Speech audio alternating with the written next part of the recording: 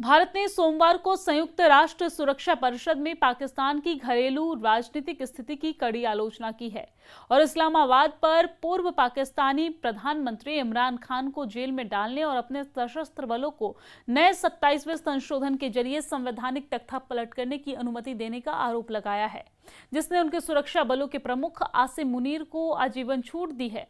शांति के लिए नेतृत्व पर यूएनएससी की खुली बहस के दौरान पाकिस्तान के लोकतांत्रिक संकट का जिक्र करते हुए संयुक्त राष्ट्र में भारत के स्थायी प्रतिनिधि राजदूत पर्वतनेनी हरीश ने कहा है कि इस्लामाबाद का अपने लोगों की इच्छा का सम्मान करने का एक अनोखा तरीका है। उन्होंने खान की जेल और सत्तारूढ़ राजनीतिक पार्टी पर प्रतिबंध लगाने और सेना को इतनी ज्यादा शक्ति देने की ओर इशारा किया है। पर्वतनेनी ने कहा है कि पाकिस्तान का बेशक अपने लोगों की इच्छा का सम्मान करने का एक अनोखा तरीका है। एक प्रधानमंत्री को जेल में डालकर सत्तारूढ़ राजनीतिक पार्टी पर प्रतिबंध लगाकर और अपने सशस्त्र बलों को 27वें संशोधन के जरिए संवैधानिक तख्ता पलट करने की अनुमति देकर और अपने रक्षा बलों के प्रमुखों को आजीवन छूट देकर ये टिप्पणियां जम्मू और कश्मीर पर पाकिस्तान के दावों को भारत द्वारा व्यापक रूप से खारिज करने का हिस्सा थी, जिसे नई दिल्ली ने अनुचित और इस्लामाबाद के भारत को नुकसान पहुंचाने पर जुनूनी ध्यान का प्रतीक बताया है। भारतीय दूत पूर्व पाकिस्तानी प्रधानमंत्री इमरान खान की जेल का जिक्र कर रहे थे, जो अगस्त 2023 से 190 मिलियन के भ्रष्टाचार मामले में सजा काट रहे हैं।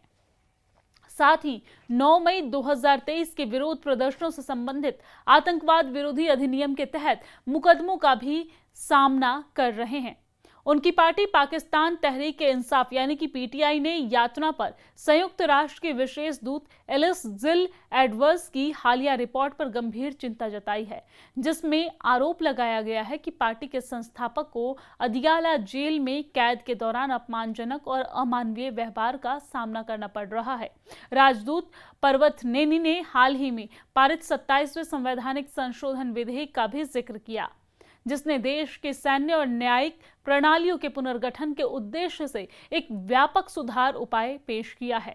पाकिस्तानी मीडिया के अनुसार पिछले महीने पारित विधेयक में 69 धाराएं थी, जिन्होंने सैन्य कमान संरचना और न्यायपालिका के महत्वपूर्ण बदलाव किए, जिसमें एक संघीय संवैधानिक न्यायालय का निर्माण भी शामिल है, जो सर्वोच्च न्यायालय के साथ शक्तियां साझा करेगा।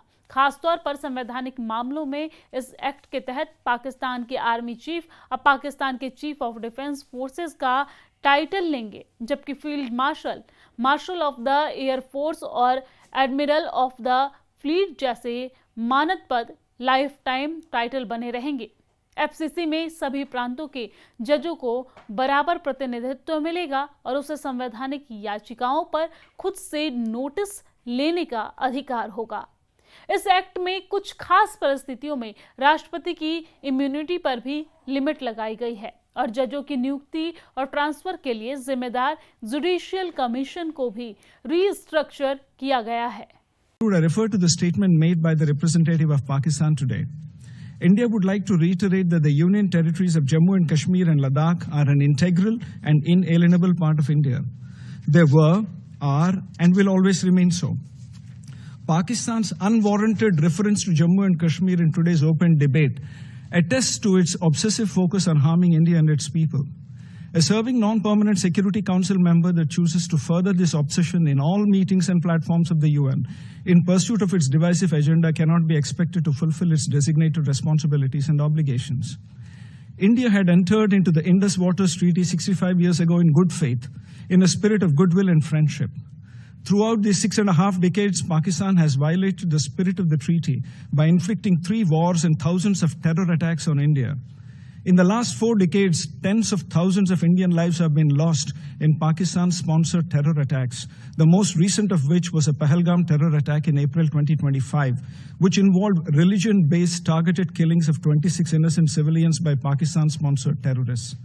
It is in this backdrop that India has finally announced that the treaty will be held in abeyance until Pakistan, which is a global epicenter of terror, credibly and irrevocably ends its support for cross-border and all other forms of terrorism. Pakistan, of course, has a unique way of respecting the will of its people by jailing a prime minister, by banning the ruling political party and by letting its armed forces engineer a constitutional coup through the 27th Amendment and giving lifetime immunity to its Chief of Defense Forces. Let me be clear. India will counter Pakistan-sponsored terrorism in all its forms and manifestations with all its might. Madam President, in closing, with abiding faith in multilateralism, India reiterates that we stand ready to contribute towards working for peace, security, and prosperity for all. I thank you, Madam President.